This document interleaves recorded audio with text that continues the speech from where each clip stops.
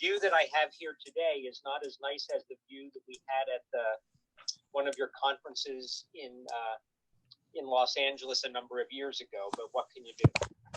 So first I have a disclosure that my spouse is a section editor for Up to Date. So as far as what we're going to include in this talk is we're going to define a seizure and status epilepticus. We're going to learn. Brenda, how do you want to do this? We've got some for seizures back audio here. We need to mute. We're going to formulate a seizure just treatment. 1 second. Let me. Just as a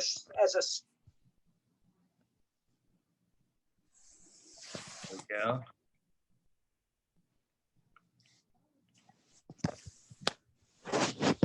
Good morning, Miss Martin. Good morning. How are you? Good. With Dr. Perry is on, so you're. Where are you welcome. joining us from? South Carolina. South Carolina. I think I asked you a question last year. Well, perfect. Yeah, I decided last year we gave the talk, and then there were so many questions afterwards. I was like, why waste my time making a bunch of slides this time? Let's just go to the questions and you know, see what people have. I only got 30 minutes, so let's make the most of it. You know.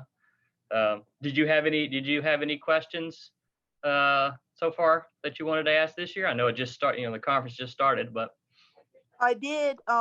I know I asked you about Javon syndrome and genetics last year. Mm-hmm. And my question is, I did get genetic testing. I do have Javon's, but it did not come up as the common type of genetics that is associated with Javon's. Mm-hmm. It came up as a SETD1A mutation. SETD1A. All right. And has that been associated at all? I mean, I'm not familiar with obviously every genetic mutation out there. So. I know the B1, SETD1B has specifically in recent literature. And then the B1 had an overlap at the end of the medical literature with saying that A could possibly be overlapped by about 30%, but both of them are uncommon in Javon's. Mm-hmm. I think the A is more common in autism and schizophrenia, what I was reading. That's what I'm seeing. I'm just doing a quick literature search myself while I'm talking to you to see what's out there. So yeah, and it has been associated, it looks like, with some early onset epilepsies, like early life onset epilepsies. And I'm just wondering, with, you know, it being on the methyltransferase channel for that mutation, is there anything other than Depakote out there that works on that channel? So whether it's a seizure med or a non-seizure med? Let's see. This is good. This is on the fly research right here. So we see how fast we can find answers. Let's see.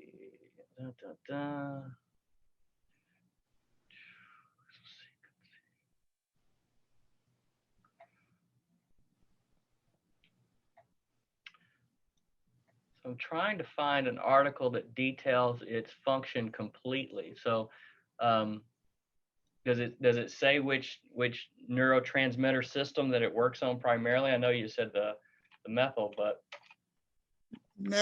Trans something.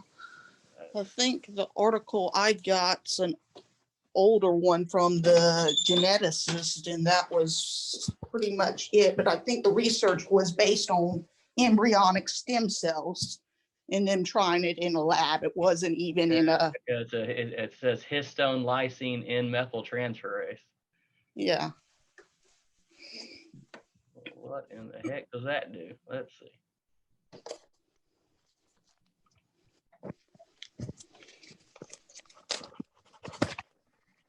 So it's maybe something that I'm gonna have to read deeper into to kind of figure out how that interacts with kind of the primary excitatory or inhibitory systems in the brain that cause seizures, because that will guide you to what medicines might make most sense. And even if it is specific specific to one, like GABA, for instance, there's probably going to be other medicines beyond Depakote.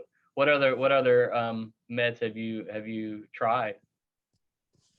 I've done Zonogram when it first came out. I did Lamictal when it first was out for pediatrics and clinical trials. I've done Keppra. I've done Briviact. I've done Banzel. I've done Omphy and failed Omphy. Is the seizure type that you deal with mostly just the eyelid myoclonia, the eyelid flutter, or the absence, or the I tonic-clonic also have spike? grand mal's, but the eyelid myoclonia with absence has never been controlled on anything, and I've been on the keto diet for 12 years. Okay. And do you know on your EEG when you have the absence, do you have the typical 3 hertz spike wave pattern of absence? Anybody ever tell you that, where there's 3 spikes every second? When I was a child, it was 3 hertz. When I was an adolescent, it looked like the pattern of JME, but it didn't correlate outwards with what JME would look like. It correlated more outwards with just the eye flutterings. And then as I got older, because I was admitted this year in a hurry up at Hopkins, and I live in South Carolina, they were seeing between 4 to 8 hertz with the EMF. Yeah, so more atypical.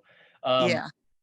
So the reason I asked, have you tried like ethosuximide meds for absence specifically? I have, when I was real young, and my level was over 120, and it was still uncontrolled. Do you know if you ever tried amantadine? Which No, I haven't tried that. Haven't, because most people haven't. So amantadine is it was originally invented as an antiviral medication to treat the flu, and it turned out that it wasn't that great at treating the flu, but it was kind of accidentally discovered to be pretty good for absence seizures.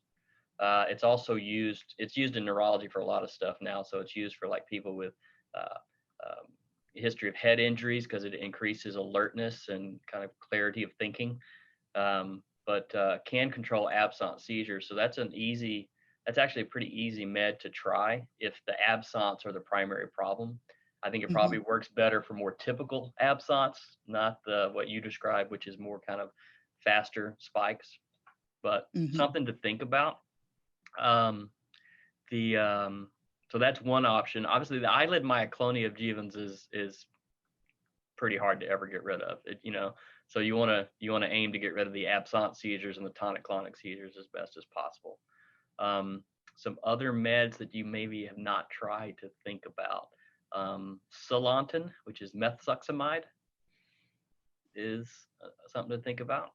That's another medicine. It's kind of akin to ethosuximide, but slightly different. That works for some people. What else? Fenfluramine, which is approved for Dravet syndrome currently, and is going to be approved probably for Lennox-Gastaut in the future, if I had to guess. Might be an option. I think it's hard to know. We have not really tested it in absence or eyelid myoclonia, but it was originally found to be useful in something called sunflower syndrome, which is a condition where they have kind of light-induced eyelid myoclonia and absence type seizures, and it was really useful. So maybe, that's a new medicine, so that's something else that's out there. Those are probably the main ones. Have you tried cannabidiol, Epidiolex? I have not, and I know every time I come off a Depakote, I have a grand mal seizure. So, but the Depakote dose I'm on for an adult is only 250 milligrams a day, and that will hold a grand mal seizure. And do you take that with Lamictal, or do you just take it by itself? Also on 3,000 milligrams of Keppra a day on top of the diet, plus the Depakote. And have you ever taken Depakote and Lamictal together? Depakote and Lamictal I did take together. the first time as probably in high school. Yeah. When it came out. And then the second time recently, and the second time I got a rash. So we had to stop one almost immediately. Yeah. Okay. You know? Well, you've no doubt tried tried a lot of things. I think all the things out there that you haven't tried aren't going to have great evidence for that, and the reason is because it's really hard to do studies in absence type seizures or eyelid myoclonia. It's too hard to count those kinds of seizures generally, so those studies are really hard to do. So you have to kind of go with people's report of how well they think they've helped for those kinds of seizures, which is not as good as when we do studies on things like grand mal, which are much easier to count and clearly know the difference. So yeah, I kind of noticed what I'm counting or what my parents were counting at home is less than when I got admitted. Yeah, to the of hospital. course. Oh yeah, you're going to miss a ton of them. Yeah. There's no way anyone can count them all, which again, that's the reason when they study drugs, they generally don't try to study them for absence or myoclonic seizures, because if they do, they would have to do the studies with video EEG, because that's the only way to really get a good count of how many. So pretty tough. So okay, but you found a variant in your gene panel, and does your neurologist think that variant is definitely the cause, or are there kind of... The neurologist at Hopkins is thinking, the neurogenetics doctor is thinking this is the cause, but there's also a variant in a mutation in the BTN gene as well. Okay. But the S1 is a dominant in the BTN for biotinidase is a recessive. And you only have one variant, I assume, in that, right? So right. In the BTN, so not enough to cause disease. Right, even though my biotinidase level is below normal. And that was done with a gene panel, or you did a whole exome sequence, or? A whole exome sequence. Okay. Well, I guess the good news is you know what to Google, right? That's what I tell my patients. At least we've got an idea of the things to Google. We don't have an answer, but at least you know what to look for. Maybe it'll show up eventually. Yeah, and then to find out mine was not a de novo, but it was inherited. Okay. Which also might change the likelihood that it's definitely the answer for you. Yeah. Yeah. So. Well, but hey, 1 year later, you've moved a little further down the line of trying to figure things out, right? 1 year later, trying to get insurance to pay for these whole exomes is like they fight tooth and nail. 100%, because they don't. In general, their argument is that it oftentimes doesn't change, outcome, and so they don't see the value of the testing. But increasingly, that's just not true. That the outcome is changed, because there's more and more things where the gene abnormality makes a difference. Because it changes the way that you treat certain things. Not for the one you have, obviously, right now, but for many others, there are changes in the way we do things. I just saw a kid the other day who's had hard to control absence throughout his life, and I was most suspicious that he might have GLUT1 deficiency, because that causes hard to control absence seizures. We did the test. Indeed, he has GLUT1 deficiency, and ketogenic diet is what they need to treat that. So that's going to change what we do. Instead of trying all these medicines that aren't going to work, we'll try something that's much more likely to work. So that's where it's valuable. It is. I mean, and I looked at the cost for a whole exome sequence. It's the same cost as a week inpatient in the EMU. Oh yeah.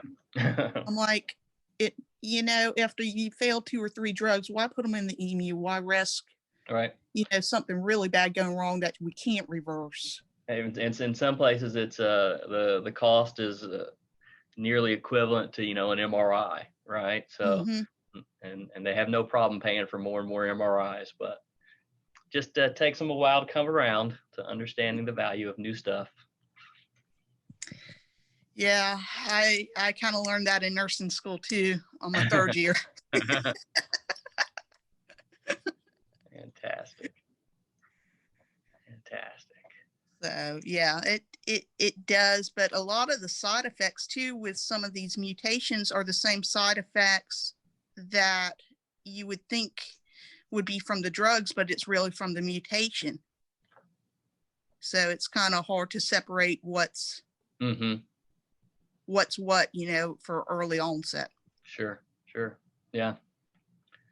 Yeah, and that's something that people are looking at more too, is doing some of the pharmacogenetic testing to see if a person is more likely to have certain adverse effects with medications before they start it. They do that a lot more in behavioral health, mental health kind of medications than they have with epilepsy. But increasingly people look at that too, to kind of get an idea of which medicines might be more likely to cause side effects, because people have different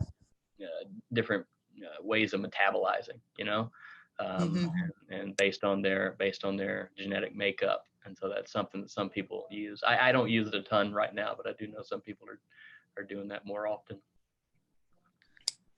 Well, it definitely was interesting, and then to go, it's really, really rare because there's not much on that gene. No, at all. Not at all. That's I didn't have a good answer for you right out of the gates because I hadn't seen anybody with it and studied it. So I'll have to read up on it a little more myself to understand it. I think I went to the Facebook support group for that gene specifically, and there's maybe about 50 members, and maybe about 5 members are in the US, and there's maybe only 11 cases in the UK with this gene mutation, and not everybody gets the seizures with the. Yeah. Well, but that's how it starts. It starts with a small group of people that start to get together, and then slowly but surely more people test positive, and you build bigger collections and start to get a better description of what all can happen with the different variants. And then you get information.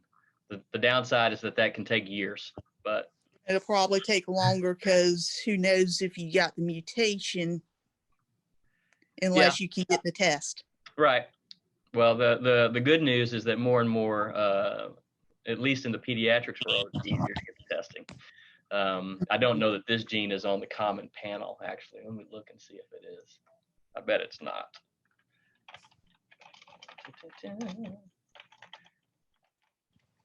It'll be on the usual, obviously the whole exome, but a lot of these gene panels may not have it since it's not highly associated with epilepsy just yet. Let's see what's on it. SET.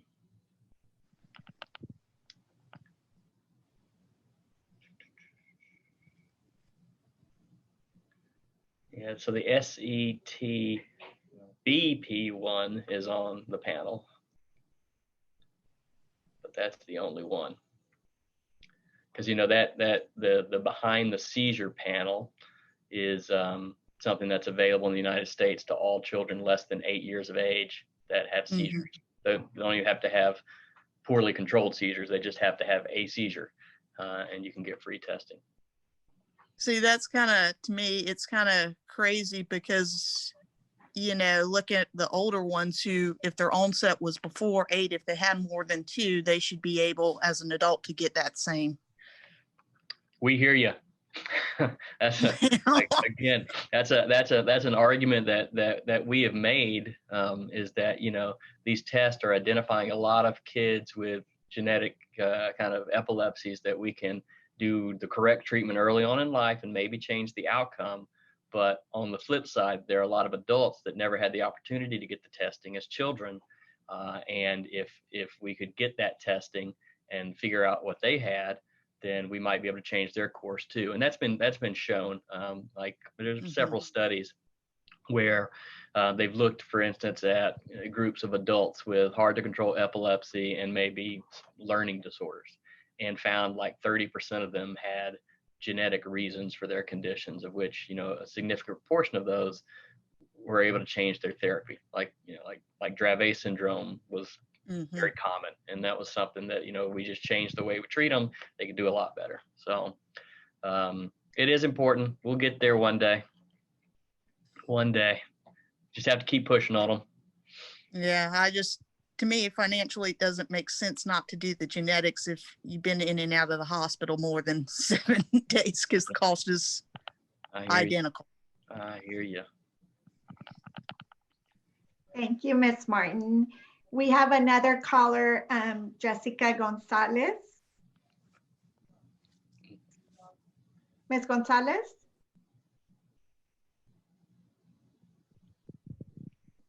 Hello? Ms. Gonzalez, can you hear me?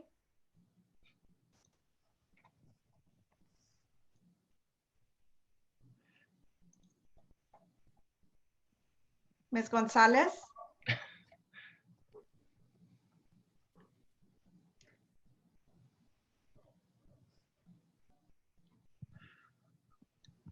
Well, Let's see, we got old Brad on. Good to see you, Brad.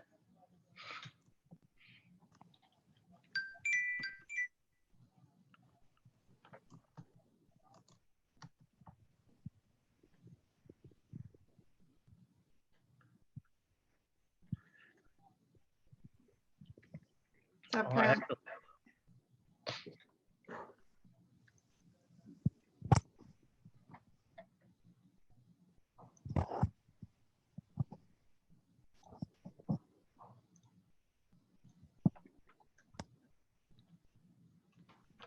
Ms. Gonzalez?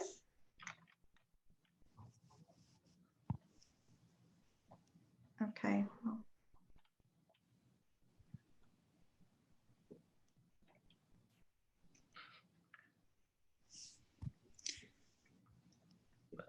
sounds like I'll be meeting them at some point in the near future.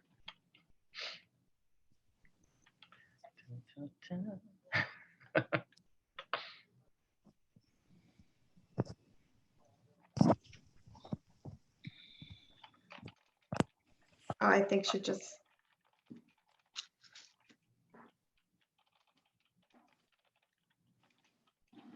There she is.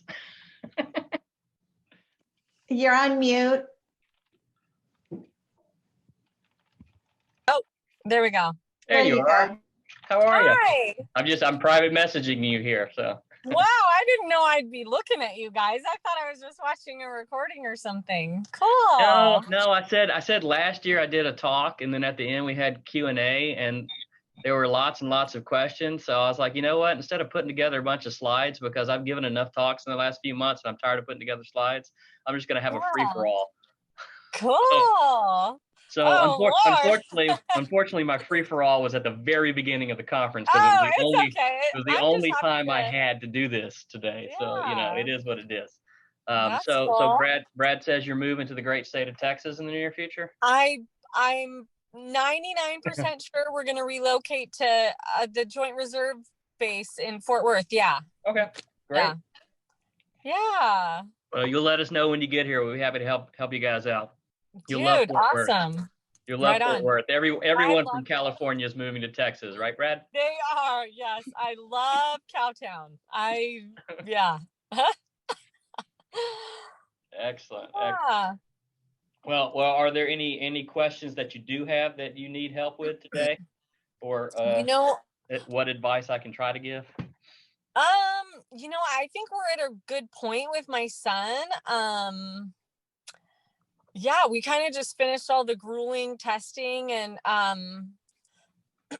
and he's doing okay. So Good. I don't really have anything that I haven't hammered poor Dr. Phillips in California with, but so I don't know. I guess it's so spontaneous I can't really think, but we just discovered a light obstructive sleep apnea in my son, and that was intriguing. Do you think that has any relevance to treating that? Does that ever help epilepsy for kiddos or not sure, really? actually. Yeah, for sure. There's actually some good studies in the past on people with poorly controlled epilepsy who also had apnea, and by treating the sleep apnea, they could achieve seizure reduction similar to adding another medication. So, wow. If it's super mild, what if it's a really mild apnea?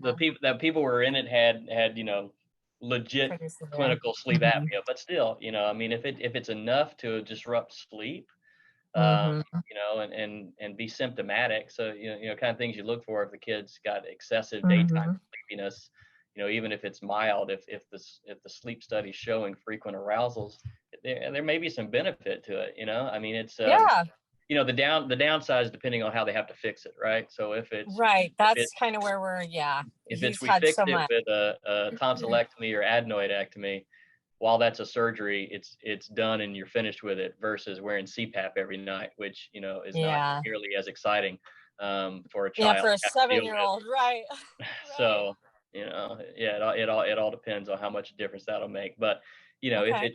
if it's clinically causing some problems, there's some chance it could be helpful. Yeah, Okay. Cool. worth thinking about. Yeah, totally. And many people don't think to look at that. You know, it's such a common Yeah. thing. So many people stop so many meds because sleepiness is their side effect, and what they never actually investigate is the actual sleep. So many times it's not, Yeah.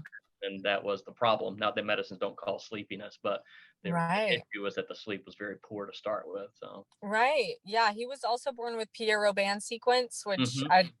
I'm sure you're familiar. Yeah. So that was never looked at, but it was always a question in my mind. It was really interesting when our current neurologist suggested. I thought, oh, yeah, I guess that Mhm. really makes sense. His anatomy is different. Yeah. So, well, maybe Yeah. we will pursue that once he has a little more. He just needs a hospital break for a Yeah. little bit. He's, yeah, he's Understood. he's a combative patient. Understood. Understood. Yeah. So not always, just when they're probing at his hair, he just Yeah. does not love How that. can you blame him? But yeah, You know.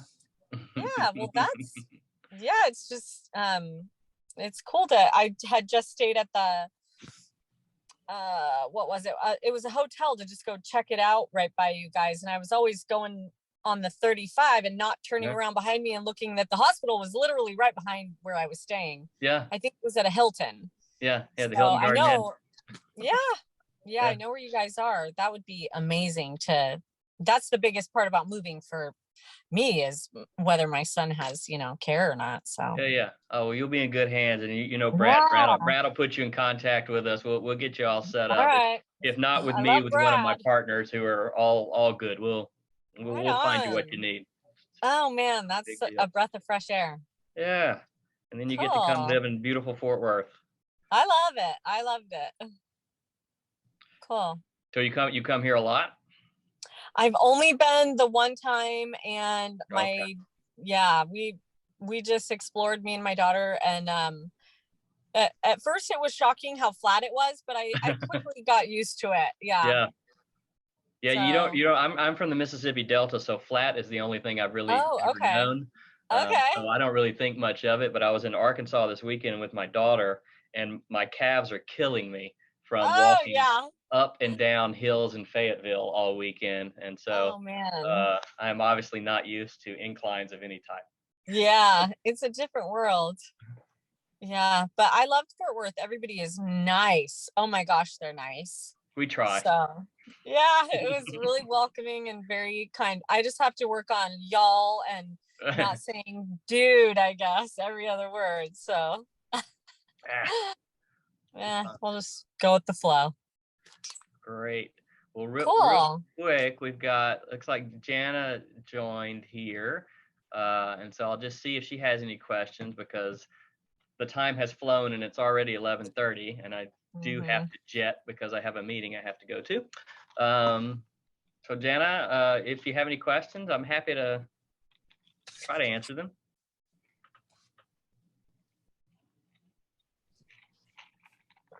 Jana, you're on mute.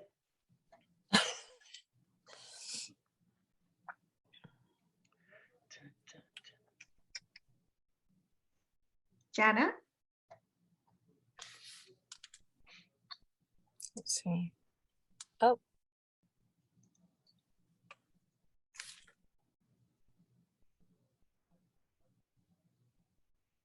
Unmute. Okay, there we go. Sorry, I was muted. There you are. Unmute. I'm just here to listen and learn. So I don't have any questions at this time. But Worries. thanks for being here and helping Brad and Candy make this event so successful and wonderful. Always is. Always is. Next year in person, though. Oh gosh, I can't We tell you hope. how much we're waiting for that. Next year. Mhm. I've tried to convince Brad to move it to Texas Oh yes. because I tell again, everything in California is coming to Texas, so let's move Epilepsy Awareness Day. But we don't have Disney, so I can't help. Nothing I can do on that one. Brad, don't even think about it. Yeah, I know. Yeah, actually, I don't really want him to because I'd like to go to Disneyland. I'd rather get out of here for a little bit. Yes, exactly. Get out of here for a little bit. All right. So you're in Orange County, he says, huh? Yes, we're very close to Brad and Yep. we love this event, and so we try to support him in any way we can because we think it's phenomenal. Fantastic. Fantastic. Well, when thank you, you, ladies. yeah. Sorry, Dr. I Perry. was just gonna tell Jessica when she moves to Fort Worth, she can take in all the celebration that is. The month of November is a big deal around here for Epilepsy Awareness Month. So we start out the month lighting the city purple. We did that on Monday. We had our first annual. I hope it's annual. We'll see if we can do it again next year. The Pasco High football team had an Epilepsy Awareness football game. So their colors are purple anyway. So we already had an N right there, and so it was purple out. That was fun. So yeah, we have good stuff. Good stuff. Yeah. All right. Well, I do appreciate you all taking some time to stop in and chat. And Jessica, we'll see you soon, I hope, in Cowtown. And Jana, nice to meet you on the virtual. Maybe I'll see you in person next year. Let's count on it. I'll be there. Other than that, I will head off then. Thank you, Brenda? Dr. Perry. you. Thank you, Brad, thank ladies. you. Thank you, Thank Dr. you. Perry. Nice to meet you. Bye, everyone. Bye.